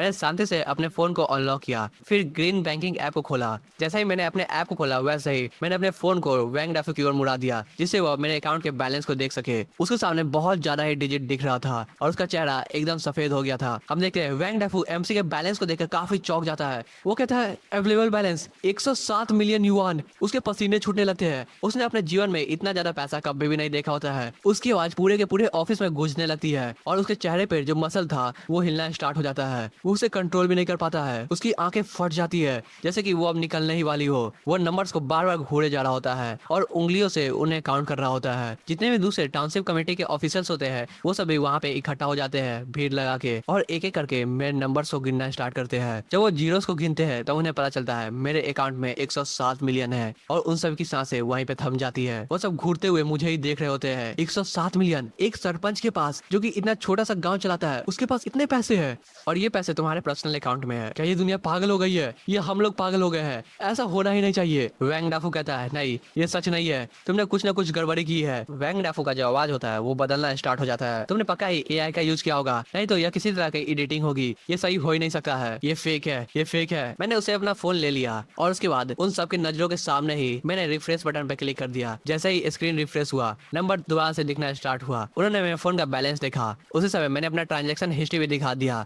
उस ट्रांजैक्शन हिस्ट्री में 2 मिलियन जो अभी अभी मैंने भेजे थे वो भी था, एकदम टॉप पे। पूरा का पूरा जो ऑफिस था वो वहां से गायब होना स्टार्ट हो गया। वहां पे बचा तो वैंग डाफू का भारी सांस लेना। वो जोरों से सांस ले रहा था। उसकी आवाज पूरे ऑफिस में गूंज रही थी। मैं चेयर पे और पीछे हट गया और अपने हाथों को मोड़कर उसकी ओर देखना स्टार्ट किया। टाउनशिप चीफ जिसने अपने दिमाग को पूरी तरीके से अब खोद दिया है। एमसी कहता है, मैंने अपने पैसे बर्बाद किए, वो भी अपने गांव वालों के लिए, जिससे मैं बेसिक इंफ्रास्ट्रक्चर बना सकूं अपने गांव में। फिर मैं रुका और पूछा, क्या तुम्हें इससे प्रॉब्लम है? मुझे बताओ। वैंग डफ का जो चेहरा था वो हरा होना स्टार्ट हो गया। वो काफी खराब हालत में दिख रहा था, जैसे कि मैं एक नींबू से रस को निचोड़ लूं। टाउनशिप कमेटी के जो ऑफिशियल थे जो कि मेरे पे कुछ ज्यादा ही एग्रेसिव थे, वो सब भी शांत हो गए और वैंग डाफू और मुझसे थोड़ी दूरी बना के रखने लगे, क्योंकि उन्हें डर था कि कहीं उन पे कोई भी दूसरा केस ना हो जाए। उसमें से एक ऑफिशियल अपने चश्मे को ऊपर करता है और कहता है, इन्वेस्टिगेशन खत्म हो चुका है। ऐसा लगता है हमें एक मिसअंडरस्टैंडिंग हो गई थी। उसकी बातों को सुनकर जो वैंग डाफू का आवाज होता है वो कांपना स्टार्ट हो जाता है। वो कहता है, मिसअंडरस्टैंडिंग? नहीं, ऐसा नहीं हो सकता है। एक ऐसा मिसअंडरस्टैंडिंग जो कि 100 मिलियन के बराबर हो इसके अकाउंट में। वो दहाड़ना चाहता था लेकिन उसे गले से आवाज नहीं निकल रही थी। वो महसूस कर सकता था जितने भी ऑफिशियल्स है वो उसे ही देख रहे हैं। अब उनकी नजरों में शक नहीं है। वो काफी ज्यादा गुस्से में लग रहे हैं, जैसे कि वो सब कचरे को देख रहे हैं। वो उस कचरे को बाहर निकालना चाहते थे लेकिन वो सब अपने गुस्से को शांत रखते हैं और धीरे धीरे वो सब ऑफिस से बाहर निकलते हैं। वैंग डाफू ऐसा लग रहा था जैसे कि वो हार चुका हो। सूरज की तेज रोशनी उसकी आंखों पे पड़ रही थी, जिससे वो अपने आंखों को खोल नहीं पा रहा था। उसका जो कदम होता है वो खराब रोड पे पड़ता है और उसका जो मोटा शरीर था वो उस रोड पे चलने के लायक नहीं था। इसी कारण वो धूल में गिर जाता है। उसे गिरने के कारण वहाँ पे काफी ज्यादा धूल उड़ता है और हम देखते हैं जो टाउनशिप कमेटी का कॉन्वॉय था उन सब का गाड़ी स्टार्ट हो जाता है। वो सब बिना वैंग डाफू को लिए हुए वहां से निकल पड़ते हैं। उन्होंने वैंग डाफू के बारे में जरा भी नहीं सोचा। सबने वैंग डाफू को अकेला छोड़ दिया एक खंडर गांव में जहाँ पे कोई भी इंफ्रास्ट्रक्चर न हो। मैंने भी खिड़की से अपनी नजर वहां से हटा ली। मेरे अंदर कुछ भी महसूस नहीं हो रहा था, ना ही खुशी जो कि बदले से आती है और ना ही दुख उसके लिए। मैं बस यही सोच रहा था, वैंग डाफू के गिरने के कारण मेरे ऑफिस में दोबारा से गंदगी आ गई है, मुझे उसे साफ करना पड़ेगा। लेकिन मैं कितना आलसी इंसान हूँ यार, लगता नहीं है मुझसे साफ सफाई होने वाली है। ऑफिस कुछ मिनटों के लिए के शांत भी नहीं हुआ था तभी जो ग्राउंड था वो हिलना स्टार्ट हो गया, जैसे कि जमीन के अंदर से एक बहुत बड़ा जाइंट घूम रहा हो। पूरा के पूरे जो गांव वाले थे वो बाहर निकलना स्टार्ट हो गए, जो भी अपने घर में थे। उन सब का चेहरा बहुत ज्यादा कंफ्यूज लग रहा था। उन सब में से किसी को भी नहीं पता था यहाँ पे चल क्या रहा है। वो सब एक एक करके बाहर निकले अपने टूटे हुए घर से। एक औरत कहती है, यहाँ चल क्या रहा है, क्या ये अर्थक्वेक है? कोई फुसफुसाना स्टार्ट किया। तभी उन सभी को दिख गया ये जो आवाज है वो कहाँ से आ रही है। ये जो शेकिंग है वो आ रही है विलेज एंट्रेंस से। वहां से एक गाड़ी नहीं आ रही थी, लगभग गाड़ियों की रैली आ रही थी। तुम उसके एंड को देख नहीं सकते हो, जैसे कि एक ड्रैगन हमारे गांव में एंटर कर रहा हो छोटे छोटे रोड से। और उस गाड़ी के पीछे लगभग 10 ब्रांड न्यू जेसीबी था, पीला कलर में पेंट किया हुआ, जिससे सूरज की रोशनी उसे और भी ज्यादा चमका रही हो। और जेसीबी के पीछे रोलर था, जिसके ऊपर एक बहुत बड़ा ब्लू कलर का पाइप लगा होता है। यह पाइप शायद वाटर पाइपलाइन के लिए होगा। और कॉन्वॉय के एंड में हम लोग देखते हैं 100 गाड़ी जो कि इंजीनियर से भरी हुई हो, जो कि वर्कर्स हो और काम करना चाहते हो। और जस्ट पीछे ही हम लोग एक ब्लैक एसयूवी को देखते हैं, जो कि पूरे गांव के एस्थेटिक को बिगाड़ रहा हो। वो गांव के लिए बना ही ना हो, सभी गांव वालों की नजर उसी पे जाती है। हम लोग देखते हैं जितने भी हैवी मशीन है वो वहाँ पे पहुंच चुके हैं, और लगभग 100 से ज्यादा टेक्नीशियन जो कि ब्लू कपड़े पहने होते हैं वो भी वहाँ पे पहुंच गए होते हैं। ये सब देख के ऐसा लग ही नहीं रहा था कि यहाँ पे प्लम्बिंग का काम होने वाला है। ऐसा लग रहा था कि एक गांव में इंफ्रास्ट्रक्चर बनने वाला है, एक ऐसा इंफ्रास्ट्रक्चर जो कि कंट्री लेवल पे हो, या ऐसा जैसे कि अमेरिका कहीं पे कब्जा करके मिलिट्री बेस बना रहा हो। जितने भी गांव वाले थे वो एकदम चौंक गए। वो सब दुआ से फुसफुसाना स्टार्ट कर दिए। यहाँ तक कि जो बच्चे थे वो भी चौंक गए। उन्होंने आज तक ऐसा नजारा कभी देखा ही नहीं था। उन सब का जो मुंह था वो खुला का खुला रह गया, और वो सब एक टक से उन गाड़ियों की ओर देख रहे थे। ऐसा नजारा जो उनके पूरे जीवन में नहीं देखा हो। वो सब बात करना स्टार्ट कर दिए। इतना ताकतवर इंडस्ट्रियल फोर्स, इतना कहते हैं जितने भी गांव वाले थे वो एकदम शांत हो गए। फिर हम लोग ब्लैक एसयूवी को देखते हैं, जो कि ड्रिफ्ट मारते हुए मेरे ऑफिस के जस्ट सामने रुकता है। वो इतने अच्छे तरीके से पार्क करता है कि ऑफिस का दरवाजा जस्ट उसके सामने खुलता है। फिर एक आदमी जिसने सूट पहना होता है वो उस गाड़ी से बाहर निकलता है घबराता हुआ। ये वही बंदा था जिससे मैंने फोन पे बात किया था पहले, लिू जियानजुन, प्रोजेक्ट मैनेजर वाटर कंपनी का। उसके हाथों में एक बहुत बड़ा मेगा फोन होता है। वो उस मेगा फोन को टाइटली पकड़ता है। उसका चेहरा लाल हो गया था क्योंकि इतना बड़ा कॉन्ट्रैक्ट उसने कभी देखा भी नहीं था, वो भी इतना जल्दी पैसा ट्रांसफर करना। उसने मेरी ओर देखा भी नहीं, उसने अपने कदम को बढ़ाए और एसयूवी पे चढ़ना स्टार्ट कर दिया जिससे वो ऊपर आ सके। फिर उसने अपने मेगा फोन को उठाया और जोर से चिल्लाया। उसके चिल्लाने के कारण जितने भी गांव वाले थे वो चौंक गए। जो प्रोजेक्ट मैनेजर था वो कहता है, होप विलेज के वासियों, बड़े दोस्तों, परिवार। उसकी वॉइस और भी ज्यादा तेज हो गई थी, लगभग 100 गुना ज्यादा, और पूरे के पूरे माउंटेन विलेज में गूंज रही थी। वो आगे कहता है, मैं लिू जियानजुन प्रोविंशियल वाटर सप्लाई कॉर्पोरेशन की तरफ से कहना चाहता हूँ कि मैं आप सबसे माफी मांगूंगा। मुझसे एक बहुत बड़ी गलती हो गई थी। माफी वर्ड सुन के जितने भी गांव वाले थे वो चौंक गए और एक दूसरे की ओर देखना स्टार्ट कर दिया, जैसे कि उन्हें पता ही ना हो। उनका माइंड इन सब चीजों को प्रोसेस भी नहीं कर पा रहा था। तभी वो आगे कहता है, मेरा जो पिछला प्लान था वो था 1 मिलियन का, वो पूरी तरीके से गलत था और मैंने ज्यादा दूर का सोचा भी नहीं था। मेरा माइंड एकदम छोटा था। जो होप विलेज का फ्यूचर है वो काफी ज्यादा बढ़िया है, इस कारण 1 मिलियन का प्रोजेक्ट कुछ भी नहीं है। लिू जियानजुन ने जोर से सांस ली और चिल्लाते हुए दुआ से कहा, ये तुम्हारे विलेज हेड थे जो कि काफी विजनरी थे और काफी तेज थे, जहाओ मिंग। विलेज हेड जहाओ ने पर्सनली मुझे कॉल किया और मुझे समझाया। उन्होंने पहले मेरी आलोचना की कि मैं कितना छोटा सोचता हूँ और कहा कि जो हमारा विलेज है होप विलेज वो एकदम बेस्ट डिजर्व करता है, उसके अलावा कुछ भी नहीं। हमारे गांव में कुछ भी लगेगा वो एकदम बेस्ट होगा। फिर वो अपने एक हाथ को उठाता है और किसी और इशारा करते हुए कहता है कि जितने भी स्टील टोरेंट तुम देख रहे हो मेरे पीछे वो सब प्रोजेक्ट है और इसे अपग्रेड कर दिया गया है 5 मिलियन के प्रोजेक्ट पे। इसका जो बजट है अब 1 मिलियन नहीं रहा। उस नंबर को सुनकर जितने भी गांव वाले थे वो चौंक गए। भीड़ में दोबारा से बातें चलनी स्टार्ट हो गई। 5 मिलियन, इतना बड़ा नंबर उन्होंने कभी भी इमेजिन भी नहीं किया होगा। तभी जो मैनेजर होता है वो कहता है, हम लोग यहाँ पे बस पाइपलाइन बिछाने के लिए नहीं आए हैं, हम लोग यहाँ पे एक फुल सेट नेशनल ग्रेड का वाटर प्यूरिफिकेशन बनाने आए हैं, जो कि काफी ज्यादा इंपॉर्टेंट होने वाला है और ये काफी बड़ा प्रोजेक्ट भी है। साथ ही हम लोग यहाँ पे एक intelligent water circulation treatment system बनाएंगे, जिससे आप लोग जो भी पानी यूज करेंगे उसे आप रिसाइकल कर सके और दोबारा से यूज कर सके। ये काफी बढ़िया प्लान है। फिर जो प्रोजेक्ट मैनेजर था वो थोड़ी देर के लिए रुका, जिससे जितना भी भीड़ है उन सब का अटेंशन प्रोजेक्ट मैनेजर के ऊपर चला जाए। वो कहता है, जो कंस्ट्रक्शन पीरियड है वो है 24 घंटे का, लेकिन मैं आप सबको गारंटी देता हूँ ये 24 घंटे से पहले पहले ये सब काम खत्म हो जाएगा। इस बात को सुनकर जो पूरा का पूरा गाँव था वो शांत पड़ गया। जो गाँव वाले थे उन सब का पूरा दिमाग इन्फॉर्मेशन से भर चुका था। इतना ज्यादा इन्फॉर्मेशन वो सब अब लोड भी नहीं कर सकते थे, इतना ज्यादा हो चुका था। अचानक से एक बूढ़ा आदमी अपने छड़ी को ऊपर फेंकता है जोश से, और उसके रिएक्शन को देखकर जितने भी गांव वाले होते हैं वो भी काफी एक्साइटेड हो जाते हैं। वो सब आगे बढ़ना स्टार्ट कर जाते हैं उस एसयूवी की तरफ। वो सब काफी खुश भी दिख रहे होते हैं, उनके अंदर खुशी की एक अलग ही लहर दिख रही होती है। सभी लोग कहना स्टार्ट करते हैं 5 मिलियन। क्या तुमने सुना, आखिरकार हम लोगों को साफ पानी मिलने वाला है। उसकी कीमत कितनी है? 5 मिलियन। इतना नंबर मैंने कभी सोचा भी नहीं था। क्या किसी के पास इतने पैसे हो भी सकते हैं? आखिरकार हम लोग साफ पानी पियेंगे, ये काफी बढ़िया बात है। लोग एक दूसरे को गले लगाना स्टार्ट कर दिए। वो सब कूद रहे थे, गले लगा रहे थे और उनके आंखों से खुशी के आंसू आ रहे थे। वो औरत जिनका चेहरा एकदम पीला पड़ गया था, उन्हें साफ पानी पीने को नहीं मिला था, आज उनके आंखों से खुशी के आंसू आ रहे हैं। उनकी जो स्माइल है वो काफी बड़ी है, उनके चेहरे का 50% हिस्सा उनकी स्माइल ले जा रही है। साथ ही जो मर्द हमेशा ही शांत रहते थे वो भी बहुत ज्यादा ही एक्साइटेड हो चुके हैं। उनका चेहरा ब्लश कर रहा है। वो अपने पड़ोसी के कंधे पे हाथ रख के खुश हो रहे हैं। उन्हें आखिरकार आशा की किरण दिख गई है। तभी एक जो छोटा बच्चा होता है वो एक पत्थर पे चढ़ता है, काफी एक्साइटेड, और एक्साइटेड में पूरे जोश से कहता है विलेज चीफ जहाओ। जितना भी गांव वाले होते हैं वो भी उसे पैशनेटली फॉलो करते हैं और कहते हैं विलेज चीफ जहाओ, आप बहुत ज्यादा ही ऑसम है। तभी कोई आदमी उसके चैंटिंग को बदल देता है। जितने भी गांव वाले होते हैं वो कुछ और कहना स्टार्ट करते हैं, कुछ ऐसा जो कि काफी ज्यादा क्लोज हो। वो सब कहते हैं जहाओ डैड, जहाओ डैड। पूरी भीड़ यही कहना स्टार्ट कर देती है। वो सब इतने जोरों से कह रहे होते हैं कि बगल वाले का कान तक फट जाए। वो जो गूंज है वो पूरे के पूरे उस खंडर माउंटेन में गूंजना स्टार्ट हो जाती है। उस मूवमेंट पे मैं बस एक विलेज चीफ नहीं रहा, मैं उन सब का रखवाला बन चुका हूँ, एक रिबॉर्न पेरेंट जो कि इस पूरे खंडर वाली जगह को रक्षा करता है और इसे डेवलप करता है। मुझे ऐसा लग रहा था जैसे कि मैं इन सब का पेरेंट बन चुका हूँ। मैं दरवाजे के साइड पे आराम से खड़ा हो गया और इस नजारे को अपने आंखों से देख रहा था। एक ऐसा सेलिब्रेशन सीन जो कि दूर से देखने में लग रहा था एक बहुत बड़ा कल्ट का हिस्सा हो, लेकिन इन सब के आंखों में काफी खुशी भरी हुई थी। लेकिन ये कितनी अब्सर्ड बात है। मैं डैड, तुम लोग का जो जनरेशन है वो काफी मिक्सअप है। कोई मेरे से बड़े है, कोई मेरे से छोटे है और कोई तो मेरे ही एज का है, तभी भी तुम लोग मुझे डैड कह रहे हो। उस समय जो डैड की चैंटिंग थी वो एकदम पीक पे चली गई। तभी एक आवाज आती है कोल्ड मैकेनिकल वॉइस की, होप डिटेक्टेड। जो गांव वाले का मोराल है वो काफी बढ़ चुका है और उनकी जो लॉयल्टी है वो भी बदल चुकी है आपकी ओर। वो सब आप पे बहुत ज्यादा ही विश्वास करते हैं। आपका जो इन्वेस्टमेंट था वो 2 मिलियन युआन का था, उसे अब 100 गुना बढ़ाकर आपके अकाउंट में दे दिया जा रहा है। आप थोड़ी देर में अपना अकाउंट चेक कर सकते हैं। 200 मिलियन युआन आपके अकाउंट में चले गए हैं। Post congrats. अभी जो आपका करंट अकाउंट बैलेंस है वो है 307 मिलियन। मैं अपने फोन पे आए हुए नंबर को देखता हूँ,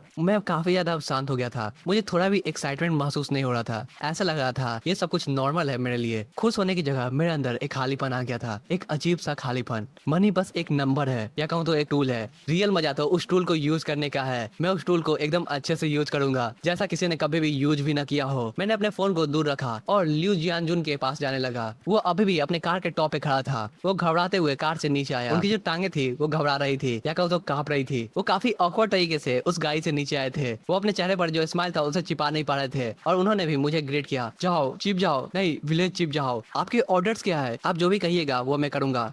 क्या ये सब कुछ ज्यादा ही बोल रहे हैं? मैं इन सबको अभी के अभी शांत कर देता हूँ। मैंने उसकी बातों को इग्नोर किया, थोड़ा भी ध्यान नहीं दिया, फिर अपने गर्दन को दूसरी ओर किया। मैं उसे सिग्नल दे रहा था कि हमारे गांव का जो इकलौता मेन रोड है उसकी हालत काफी खराब है, तुम्हें उसे कंस्ट्रक्ट करना होगा। वो रोड पूरी तरीके से धूल से भरा हुआ था और एक ऐसा लेयर बन गया था जिसमें सिर्फ गड्ढा ही था। रोड तो वहाँ पे दिख ही नहीं रही थी। सालों से बारिश नहीं से खा रखा था। बारिश में ये कीचड़ से भरा होता था और जब सूरज आ जाता था तो तेज रोशनी में ये धूल से भर जाता था। कोई भी गाड़ी अगर इस पे चलता था तो पूरा ही धूल उड़ता था चारों ओर। मैंने अपनी नजर दोबारा से लिू जियानजुन के चेहरे पे रखी और कहा ये जो रोड है वो काफी खराब है। तुम्हारी जो कंपनी है वो रोड को भी रिपेयर करती है ना? जो प्रोजेक्ट मैनेजर था वो एकदम 90 डिग्री तक अपने चेहरे को झुकाता है और कहता है ये सर आप सही कह रहे हैं। उसके चेहरे पे स्माइल और भी ज्यादा बढ़ गई थी। वो कहता है पहुंच जाओ, आप चाहते हैं कि मैं रोड को फिक्स कर दूं, है ना? इसमें कोई भी प्रॉब्लम की बात नहीं है। रोड तो हमारे लिए कुछ भी नहीं है, हम लोग आराम से इस रोड को फिक्स कर सकते हैं। आप कहे तो हम लोग अर्थ से लेकर मून तक का रास्ता बना दे। आपको बस कहना है, हम लोग कुछ भी कर सकते हैं। हमारी कंपनी आपके लिए एक फाउंडेशन बनाएगी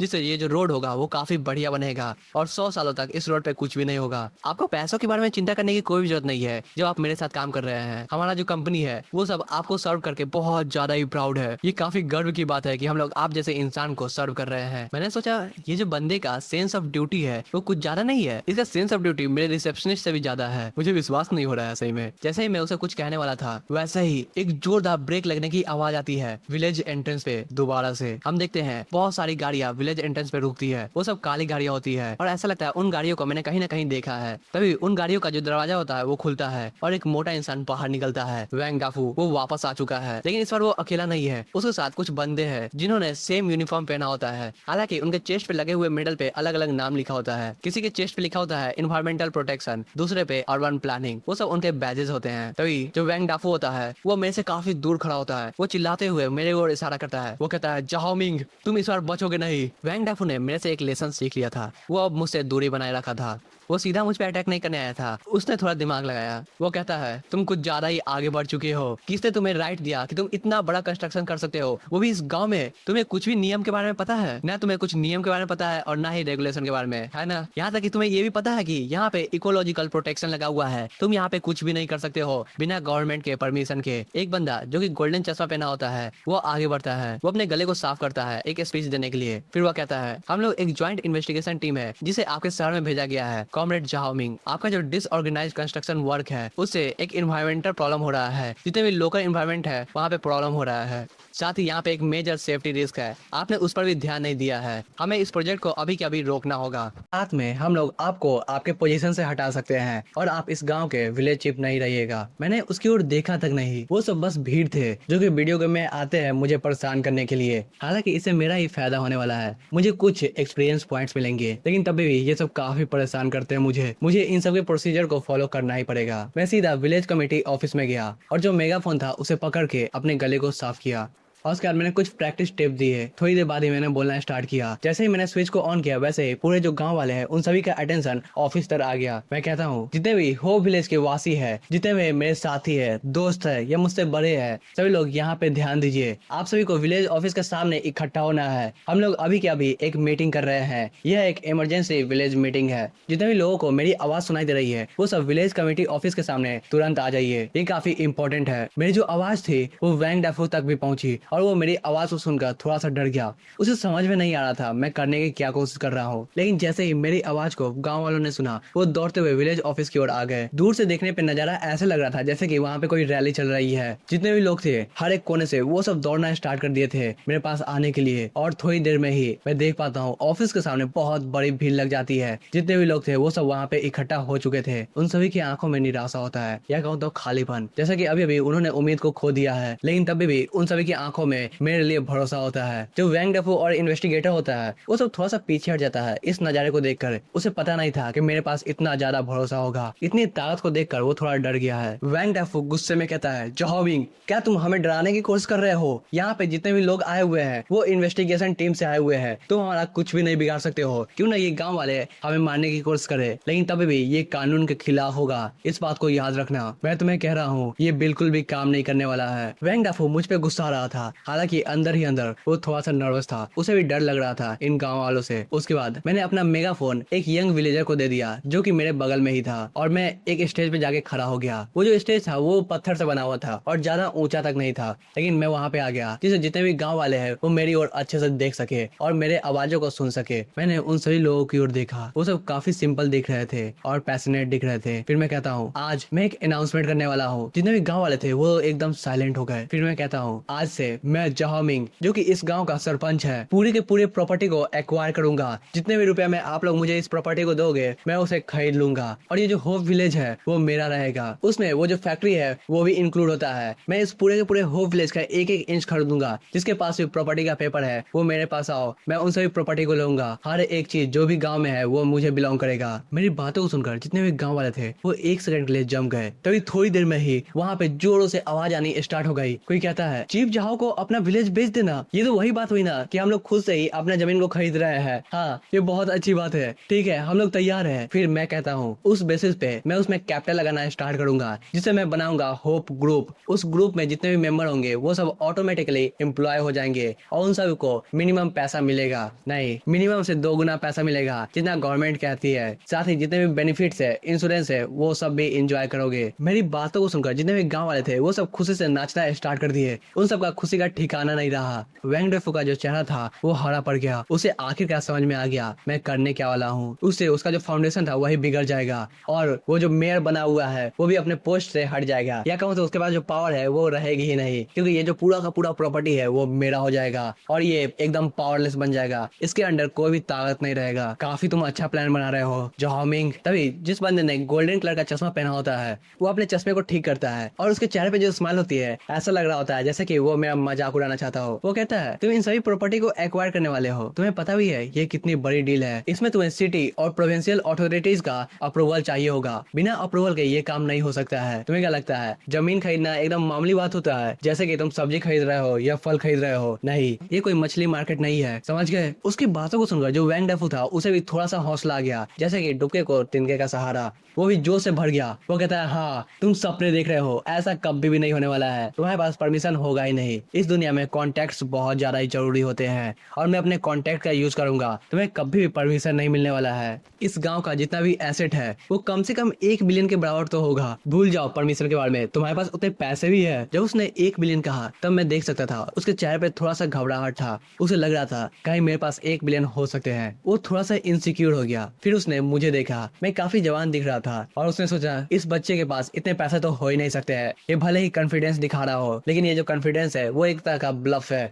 इतनी छोटी उम्र में किसी बच्चे के पास 1 बिलियन युआन हो ही नहीं सकता है। थोड़े पैसे होने के बावजूद भी इतना ज्यादा नंबर ये कुछ ज्यादा ही बड़ा है। तभी जो गोल्डन कलर का चश्मा पहना होता है वो बंदा बोलता है आप कुछ ज्यादा ही कम बोल रहे हैं मेयर, आपको इतना भी कम प्राइस नहीं बोलना चाहिए। जो भी प्रॉपर्टी यहाँ पे है, जितना भी लैंड है, उन सबको अगर जोड़ दिया जाए हिस्टोरिकल कल्चर के साथ, इन्वायरमेंटल असेसमेंट के साथ, तो लगभग से लगभग 2 बिलियन युआन लगेंगे। लेकिन इस बात को डिस्कस भी नहीं करना चाहिए। तभी पूरे गांव में आवाजें होने लगी। ऐसा लग रहा था उन सबको जैसे कि उन्होंने मुझे कॉर्नर में ढकेल दिया है और मेरे पास कोई भी ऑप्शन नहीं बचा है। जितने भी गांव वाले थे वो सब फुसफुसाते हुए बात करना स्टार्ट कर दिए। 2 बिलियन ये जो नंबर है वो हमारे इमेजिनेशन से भी बहुत बड़ा है। मैं उसे देख के हंसना स्टार्ट कर दिया। मुझे लगा ये बहुत ज्यादा ही फनी है। ये कौन सा साल चल रहा है मेयर, और आप अभी भी मेरे ऊपर इतने छोटे छोटे ट्रिक्स का यूज कर रहे हो। प्राइस बढ़ाने से मैं डर नहीं जाऊंगा, मुझे प्राइस का कभी भी फिक्र है ही नहीं। वैंग डेफो के लालची और मूर्ख वाले चेहरे को देखकर मुझे सही में हंसी आ रही थी। मैं कल रात के बारे में सोचना स्टार्ट कर दिया जो कि 2 दिन पहले हुआ था। उस समय मैं मालियों को धक्के मार के बाहर निकाल रहा था। जैसे ही वो बंदा वहाँ से बाहर गया वैसे ही मुझे 100 मिलियन मिल गया था उस मालियों को बाहर निकालने के कारण। फिर मैं अपने ऑफिस में आराम से बैठ गया शांति से, और मैं अपने फोन को ही देख रहा था, जीरोस को गिन रहा था कि मेरे पास कितने पैसे हैं। उस समय सही में मेरे अंदर एक्साइटमेंट थी, लेकिन मैं उस समय सोच रहा था कि मैं इन पैसों को रियल पावर में कैसे कन्वर्ट करूं। मैं बहुत ज्यादा ही क्लियर था क्योंकि वैंग डेफो बहुत बड़ा बुली है और वो बहुत आदमी को इकट्ठा कर सकता है मुझे परेशान करने के लिए। जैसे कि मैंने आज बेइज्जत हो रहा था, मुझे वैसे कभी भी नहीं होना है। पक्का है कि आज मालियो चला गया है लेकिन कल वैंग डेफो आएगा और उसके बेइज्जत का बदला लेगा। मुझे पहले से कुछ ना कुछ करना होगा उससे पहले कि वो कोई हमला करे मुझ पे। मैं अटैक का इंतजार नहीं कर सकता हूँ, मुझे पहले ही अटैक करना होगा। मेरे पास ज्यादा कनेक्शंस नहीं है। दूसरी तरफ जो वैंग डेफो है उसके पास बहुत ज्यादा ही स्ट्रॉन्ग कनेक्शन है, लेकिन मेरे पास तो कनेक्शन से बड़ी चीज है पैसे।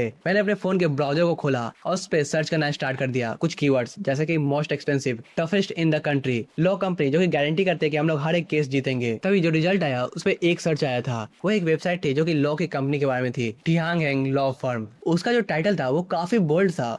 हम लोग जस्टिस पे विश्वास नहीं करते हैं, हम लोग मेक श्योर करते हैं कि हमारा जो क्लाइंट है वो जीतेगा। इस चीज को देखकर मैं जो कॉन्फिडेंस है वो एकदम बढ़ गया। हाँ मुझे यही चाहिए था, मुझे हर एक केस जीतना है। मैंने सीधा ही उस नंबर पे कॉल कर दिया जो कि उस वेबसाइट पे था। वो नंबर 24/7 अवेलेबल था। तो ये जो कॉल था वो उठ गया। दूसरी तरफ की जो आवाज थी वो काफी पोलाइट थी और एक मेल की वॉइस थी। हेलो, मैं टियांग लॉ फर्म से बात कर रहा हूँ, आप कौन और मैं आपकी कैसे मदद कर सकता हूँ सर? मैंने कहा मुझे बेस्ट टीम चाहिए, मुझे पूरे के पूरे गाँव को एक्वायर करना है, साथ ही कुछ फालतू के पेपर्स है उसे भी हटाना है, समझ गए? मैं सीधा ही अपने पॉइंट पे आ गया था। दूसरी तरफ 2 सेकंड की शांति हुई। वो बंदा थोड़ा शांत रहा। ऐसा लग रहा था जैसे कि वो मुझे जज कर रहा हो, ये कंफर्म कर रहा हो कि यह एक प्रैंक है या नहीं। तभी वो बंदा बोलता है सर हम लोग फोन पे ये बातें नहीं करते हैं, हमारी जो सर्विस है वो हम लोग फेस टू फेस बात करके करते हैं। मैंने कहा अपनी बकवास को बंद करो, सीधा मुझे अपना अकाउंट नंबर बताओ और तुम्हें कितना प्राइस चाहिए। मुझे तुम्हारी टीम चाहिए, मेरे लिए वही बहुत ज्यादा इंपॉर्टेंट है। तुम्हारी टीम जल्दी से जल्दी मेरे शहर में आ जानी चाहिए, समझ गए? साथ ही मुझे ये भी पता करना है कि वैंग डेफो ने कौन कौन से गलत काम किए हैं और जो सिटी प्लानिंग और इन्वायरमेंटल प्रोटेक्शन डिपार्टमेंट है वो भी मुझे परेशान करने के लिए आ सकती है। सभी बिजनेस को मुझे हटाना है और ये जो गाँव है वो मेरा हो जाए। इन सभी मामलों को इन्वेस्टिगेट करो। दूसरी तरफ की जो आवाज थी वो थोड़ी सी अलग हो गई। ऐसा लग रहा था जैसे कि मैं मजाक कर रहा हूँ। वो कहता है, सर इस तरह का जो कस्टमाइज सर्विस है उसके लिए आपको यहाँ पे आना पड़ेगा और पैसों की बात रही तो इसमें कम से कम 10 मिलियन लगेंगे। इतना बोलने के बाद वो शांत हो गया, जैसे कि वो सोच रहा हो कि इतने पैसे सुनकर मैं डर गया होऊंगा। लेकिन मैंने कहा जल्दी से अपना अकाउंट दो। दूसरी तरफ से आवाज आई, क्या? मैंने कहा तुम्हारे लॉ कंपनी का अकाउंट नंबर मुझे चाहिए। मैं अभी के अभी तुम्हें पैसे ट्रांसफर कर रहा हूँ। 10 मिलियन है ना? ठीक है, मैं इसे ट्रांसफर करता हूँ। दूसरी तरफ एकदम शांति हो गई, लेकिन वो जो शांति थी वो ज्यादा देर तक नहीं चली। जैसे ही मैं जो पैसा था वो ट्रांसफर हो गया वैसे ही मुझे एक टेक्स्ट मैसेज रिसीव हुआ, वो भी कॉर्पोरेट अकाउंट नंबर से। मैंने थोड़ा भी हेजिटेट नहीं किया, मैं सीधा ही ट्रांसफर कर दिया 10 मिलियन युआन। और जैसे ही पैसे ट्रांसफर हुए वैसे ही जो दूसरी तरफ का बंदा था उसकी आवाज ही बदल गई। अब वो जो फोन था वो एक लड़की के पास आ गया था और जितना भी खड़ूसपन था या नाटक था वो सब गायब हो गया आवाज से। उस लड़की ने कहा, उस लड़की की आवाज में एकदम प्रोफेशनलिज्म और रिस्पेक्ट झलक रहा था, बस वही बाकी रह गया था। वो कहती है, मिस्टर जाओ, जो फंड है वो हमें रिसीव हो चुके हैं और मैं आपकी एक्सक्लूसिव लीगल एडवाइजर हूँ, लिन वॉन। मेरी जो टीम है वो आपके शहर में लगभग 3 घंटे के अंदर पहुंच जाएगी और हम लोग भी वहाँ पे पहुंच जाएंगे। और जहाँ तक रही लोगों की बात जिसके बारे में आपने मेंशन किया था, हम लोग उन्हें इन्वेस्टिगेट करना स्टार्ट कर दिए हैं। हम लोग गारंटी करते हैं कि कल दोपहर तक हमें सब कुछ पता चल जाएगा। जितना भी डॉक्यूमेंट होगा वो मैं पर्सनली आपके ऑफिस में रख दूंगी। हम लोग हर एक एविडेंस को ढूंढना स्टार्ट करेंगे। जितने भी इलीगल काम और करप्ट एक्टिविटीज उन लोगों ने किया होगा हम लोग उन सभी की देखभाल करेंगे। जन्म से लेकर अब तक उन्होंने जितना भी काम किया होगा गलत, उन सभी का एविडेंस मेरे पास होगा और मैं आपको डिलीवर कर दूंगी जो भी आपका लोकेशन है। उसके बाद मैं सीधा ही रियलिटी में आ गया। मैं सीधा वैंग डाफो की ओर देखा जो कि अब भी मुझ पे भड़क रहा था। मैंने उसे कुछ भी नहीं कहा। मैंने सीधा अपना उंगली ऊपर उठाया और भीड़ की ओर देखना स्टार्ट कर दिया। तभी एक जो बूढ़ी औरत थी वो मेरे लिए एक स्टूल लाई थी जिसपे मैं बैठ सकूं। तभी भीड़ को चिढ़ते हुए एक जोरदार आवाज आई, अपने बकवास को बंद करो। जो भीड़ थी वो ऑटोमेटिकली साइड हट गई। एक रास्ता बनाते हुए एक गाड़ी हमारे गाँव में एंटर करती है। उस गाड़ी में 5 लोग होते हैं जो कि काफी अच्छे तरीके से ड्रेस थे। मैन वोमेन उन सभी का जो बाल था वो काफी अच्छे तरीके से ग्रूम था और उनके चलने का तरीका वो एकदम एलिगेंट था। साथ ही उन सभी के हाथों में सेम सा ब्रीफकेस था, जैसे कि उन ब्रीफकेस में काफी इंपॉर्टेंट डॉक्यूमेंट हो। उनका जो स्टेप था वो काफी अच्छा था और उनकी आंखें काफी साफ थी। उन्होंने एक नजर पूरे गांव में डाली जो भी इस गांव में चल रहा था। और वो जो औरत जिसने सिल्वर कलर का ग्लासेस पहना होता है वो कही, मिस्टर जाओ, हम लोगों ने सब कुछ प्रिपेयर कर लिया है जो भी आपने हमसे रिक्वेस्ट किया था। वो थोड़ा सा झुकी और मुझे ग्रीट की। उसके बाद उसने अपना चेहरा वैंग डाफो की ओर कर लिया और उस बंदे के सामने जो कि गोल्डन चश्मा पहना होता है वो कहती है, मैं चीफ पार्टनर हूँ टियांगेन लॉ फर्म की, मेरा नाम है लिन वॉन और ये सब मेरे कलीग्स हैं। वो लड़की अपने ब्रीफकेस को खोलती है और उसमें से डॉक्यूमेंट्स निकालती है। वो डॉक्यूमेंट्स बहुत ज्यादा होते हैं। उसके बाद जितने भी डॉक्यूमेंट्स होते हैं वो वैंग डाफो को दे दिए जाते हैं। जितने भी मेंबर्स होते हैं इन्वेस्टिगेशन टीम के वो एक एक करके डॉक्यूमेंट देते हैं। उसके बाद वो जो लेडी होती है वो कहती है, मिस्टर वैंग डाफो, ये जो डॉक्यूमेंट है वो काफी डिटेल्ड है। जितने भी काम आपने किए हैं जैसे कि फंड की छेड़खानी करना या किसी गरीब इंसान पे टारगेट करना, दूसरों को मारना, बुली करना, जितने भी काम आपने बचपन से लेकर अब तक किए हैं उन सभी चीज का यहाँ पे प्रमाण है। जितने भी पैसा का घोटाला आपने किया है उसे मिला के होते हैं 12.47 मिलियन युआन और 5 साल में आपने ये किया है। काफी जल्दी आप घूसखोर बन चुके हैं। और हाँ, हर एक बैंक ट्रांसफर के रिकॉर्ड साथ ही जितने भी गवाही है उन सभी को विटनेस कर लिया जाए तो तभी वैंग डाफो का जो चेहरा था वो एकदम पीला पड़ गया। लिन वॉन वहीं पे नहीं रुकी, फाइल निकाली और सीधा जो गोल्डन चश्मा पहना होता है उस बंदे के पास चली गई। वो फाइल उसके हाथों में दे दी और कही, सर डायरेक्टर जहां, आपका नाम यही है ना? ये रहा एविडेंस जो भी आपने घूस का है मल्टीपल रियल एस्टेट डेवलपर से, वो सब का यहाँ पे प्रूफ रहा। आपने बहुत को हिंट दिया, धमकी दी, साथ ही अलग अलग तरीके से गलत काम किए, उन सभी का प्रूफ यहाँ पे है। ये सब गलत काम करके आपने बहुत लोगों की प्रॉपर्टी ले ली है जो कि आपको नहीं लेना चाहिए था। हर आदमी के सामने आपने सेम ही बहाना बनाया, एनवायरमेंटल प्रोटेक्शन या लॉ के बारे में। लेकिन क्या आपको लॉ के बारे में पता है? अगर मैं इन सभी प्रूफ को कोर्ट में दे दूंगी तो आपको कितने साल का जेल होगा। ओ हाँ, बाय द वे, जो प्रॉपर्टी आपने खरीदी थी ओवरसीज में अपने बेटे के लिए उसका भी प्रूफ उसमें है। और क्या आप मुझे बताना चाहेंगे उसका जो फंड था वो कहाँ से आया? क्योंकि वो फंड भी मुझे सही नहीं लग रहा है। तभी जो बंदा होता है गोल्डन ग्लास वाला वो चौंकते हुए सभी पेपर्स को नीचे गिरा देता है। होता है वो कांपना स्टार्ट हो जाता है। वो काफी डर गया होता है। तभी जो लीगल एडवाइजर होती है वो कहती है, और बाकी जितने लोग हैं जो कि यहाँ पे आए हुए हैं वो उन सभी की ओर नजर फेरती है और कहती है, जितने भी इन्वेस्टिगेशन टीम यहाँ पे आई हुई है वो सब इन्वॉल्व है गलत काम करने के लिए। वो होप विलेज के जितने भी प्रॉपर्टी है उसे सस्ते में बेच रहे थे, लेकिन अब तुम पकड़े गए हो और तुम्हें भी अब जेल हो सकती है। मेरे पास इसका भी प्रूफ है। ये जो प्लानिंग चल रहा है वो एकदम अच्छा चल रहा है और ये रही मीटिंग की रिकॉर्डिंग, तुम लोग ये सुन सकते हो। हम लोगों के पास एक कंप्लीट बैकअप है। जो पूरा का पूरा माहौल है वो एक बार में ही साइलेंट हो गया। सब कुछ अब मेरे पक्ष में आ चुका है, जैसे कि अब मैं इस गेम को जीतने वाला हूँ। वैंग डेफू और जितने भी लोग यहाँ पे आए होते हैं वो सभी उस पेपर्स को देख रहे होते हैं। वो उन सब का डेथ सर्टिफिकेट होता है। जितने भी गलत काम उन्होंने किए हैं वो सब उसमें लिखे होते हैं। जितने भी लोग डॉक्यूमेंट्स को देख रहे होते हैं उन सभी के चेहरे पीले पड़ रहे होते हैं। वो घूरते हुए डॉक्यूमेंट्स को देख रहे होते हैं। उस पे लिखा हुआ ब्लैक एंड व्हाइट का जितना भी वर्ड होता है वो सब उनका डेथ वारंट होता है। वो सब काफी घबरा गए होते हैं। अब तभी जो लीगल एडवाइजर होती है वो कहती है तो चलो अब बात करते हैं एक्विजिशन की, किसके पास कौन सी प्रॉपर्टी जाएगी। लिन वन अपने ब्रीफकेस से आखिरी डॉक्यूमेंट बाहर निकालती है और आराम से वैंग डफो के हाथों में दे देती है। वो कहती है ये रहा होप विलेज का ट्रांसफर एग्रीमेंट, वो भी 0 प्राइस पर। जितना भी एसेट है वो जहांग मिंग को चला जाएगा। उसके बाद जो लीगल एडवाइजर होती है वो अपने ग्लासेस को ठीक करती है। वो कहती है तुम लोगों ने एक सीरियस वायलेशन किया है कानून का। मिस्टर जहांग ने डिसाइड किया है कि तुम लोग को वह एक और मौका देंगे, इस कारण इस पे साइन करो। अगर तुम लोग इस पे साइन कर दोगे तो हम लोग जितना भी प्रूफ है, जितना भी एविडेंस है वो सब जमा नहीं करेंगे कोर्ट में और तुम लोग बच सकते हो। तुम्हारे पास एक और मौका रहेगा लाइफ को जीने का और यहाँ से यानी कि होप विलेज से तुम इज्जत से जा सकते हो। तुम्हें कोई भी कुछ भी नहीं करने वाला है। घर जाके ट्रैक्टर उठाना और आराम से अपने फार्म में खेती करना स्टार्ट कर देना। उसकी वॉइस ज्यादा लाउड नहीं थी लेकिन उसका जितना भी शब्द होता है वो वैंग डफो के दिल पे जाके लगता है। उसे काफी चोट लग रही होती है और वो काफी बेइज्जत महसूस कर रहा होता है। इतना ज्यादा बेइज्जत उसने कभी जीवन में महसूस नहीं किया होता है। तभी जो लीगल एडवाइजर होती है वो कहती है ऑफ कोर्स तुम लोग इस पे साइन नहीं कर सकते हो। उसके बाद जो लिन वन का स्माइल होता है वो काफी कोल्ड हो जाता है। वो कहती है हमारी लॉ कंपनी है उसमें कभी भी ऐसा क्रिमिनल लिटिगेशन डिपार्टमेंट आया ही नहीं है। अगर उन सबको इसके बारे में पता चल जाएगा यानी कि इस इंटरेस्टिंग केस के बारे में तो वो सब बहुत ज्यादा ही खुश होंगे। काफी लंबे समय से इतना ज्यादा इंटरेस्टिंग केस कभी उनके पास आया ही नहीं है।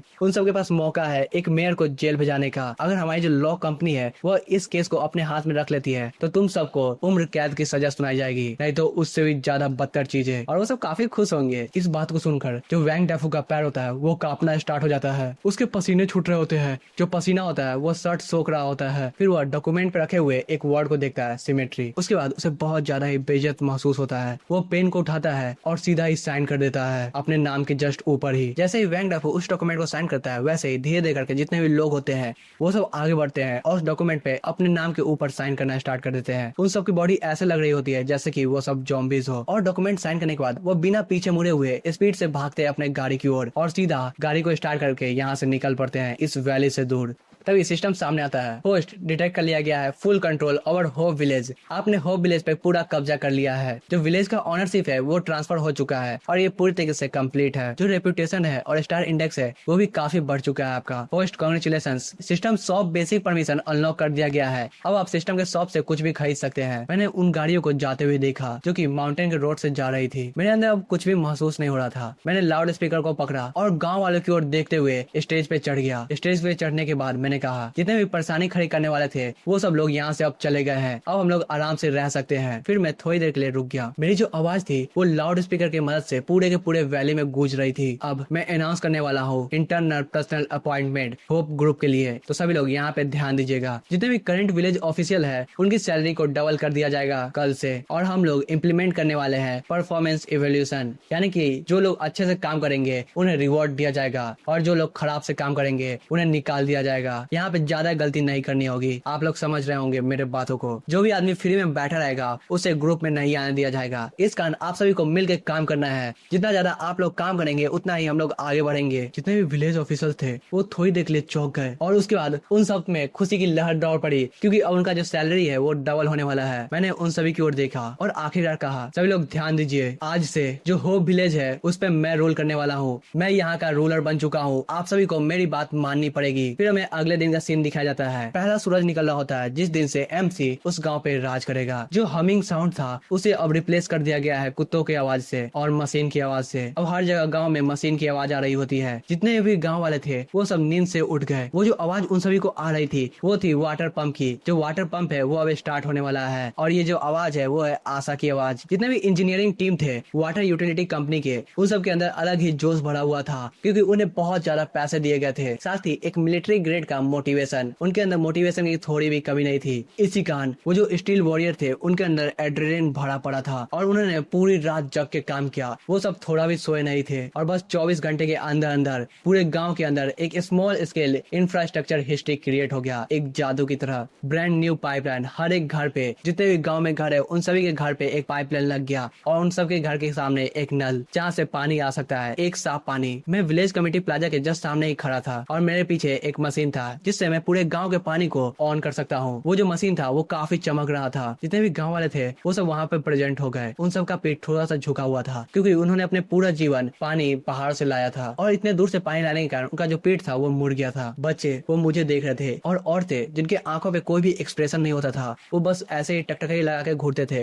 वो भी अब मुझे देख रहे थे एक होप की तरह। उन सब की जो मुट्ठी थी वो कस के बंद हो रही थी जैसे कि अब कुछ जादू होने वाला है। थोड़ी देर में ही उन्होंने गलती से एक सेमी सर्कल बना लिया था मेरे चारों ओर और मैं एकदम सेंटर में था। साथ ही मेरे पास वो मशीन भी थी। हवा में थोड़ी भी भगदड़ नहीं थी। वो सब काफी तेजी से सांस ले रहे थे और काफी एक्साइटेड लग रहे थे। वो बस मुझे देख रहे थे और उस मशीन को देख रहे थे। उनकी आंखों में थोड़ा सा नर्वसनेस भी था। क्या उनका जो सपना है वो सही होने वाला है या ये एक बस सपना है जो कि थोड़ी देर में टूट जाएगा। वो सब टकटकी लगा के उस मशीन को देख रहे थे। मैंने कोई फालतू का स्पीच नहीं दिया, सीधा उस मशीन के पास गया और थोड़ी सी ताकत लगाने के बाद मैंने उस मशीन को थोड़ा सा मोड़ दिया, यानी कि ओपन कर दिया। जैसे ही मैंने उसे ऑन किया था वैसे ही एक क्लिक का साउंड उसमें से निकला और उतने शांति के माहौल में मुझे वो आवाज काफी तेज सुनाई दिया। अब वो मशीन एक्टिवेट हो चुका था। मैं वेट किया 1 सेकंड 2 सेकंड, लेकिन कुछ भी नहीं हुआ। भीड़ में जितने भी लोग थे वो सब बातचीत करना स्टार्ट कर दिए। उन्हें अब लगने लगा कि ये सही में एक सपना था, उन्हें धोखा दिया गया है। उन सभी के बीच में भगदड़ मचनी स्टार्ट हो गई। लेकिन तभी मेरे बगल में जो घर था उसमें से पानी निकलने की आवाज आने लगी, एक काफी बड़ा शोर जिससे लग रहा था कि पानी अब नीचे गिर रहा है। उस शोर को सुनकर जितने भी लोग थे